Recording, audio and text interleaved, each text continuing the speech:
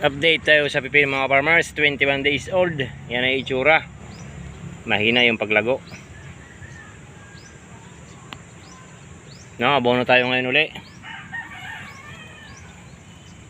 Gamit natin 3 pampalin, urea. Ayan. Isang lata kada balde pa rin gamit natin.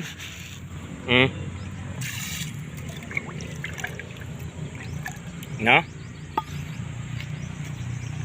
Sa edad na 21 days, ayan yung kung bakit kailangan urea yung inaabono natin dito para lumabas yung mga side shoot, supang. Dami niya yung supang, oh.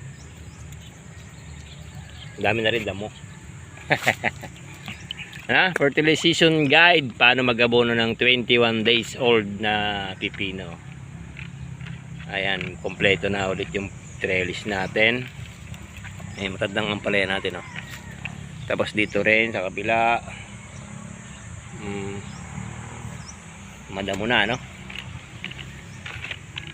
Yan, tunami lang mabuti, ano, urea. Isang lata lang, ano, para doon sa mga nagtatanong kung paano yung abonong mixing natin. Wala pa tayong ibang hinahalo, kundi urea pa lang. Tapos ang pagdilig ay same pa rin, isang lata. Kada puno. Bahala na yung damo. No? Isang lata lang, isang ganto lang. Huwag susubrahan, ano, para hindi mamatay yung ating pipino. Yan yung itsura, 21 days. Variety natin, Mega C.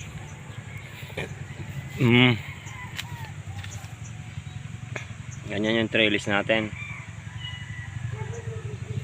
Nagtumba-tumba na.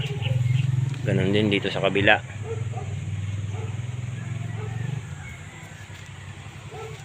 Pakain muna tayo dito sa ating pipino bago tayo mamitas ng talong. Pero meron pa rin maliliit naman na iwan.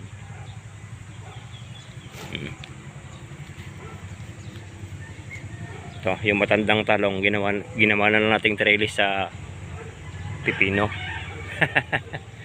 Ay, tinanggal ko yung iba. Ito, hindi ko natanggal. Pinagapangan na lang natin. Okay naman yung itsura, eh. Ginawa nating gapangan na lang, patay na kasi, oh. Ito yung itsura, oh. Pag nagabuno ka ng urea, ganyan. Ang dami niyang sanga.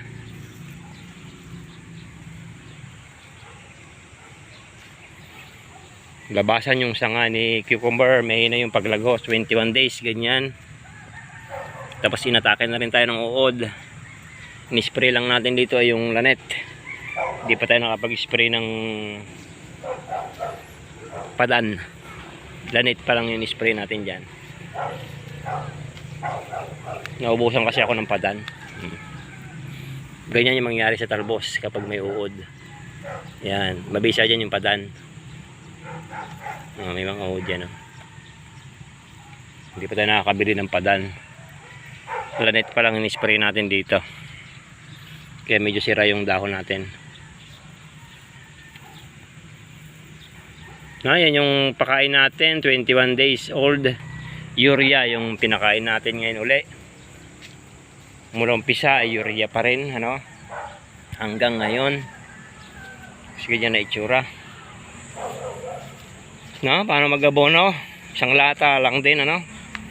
Huwag susubrahan kasi nakakamatay ng halaman yung masyadong marami yung abono. Update lang natin. Thank you.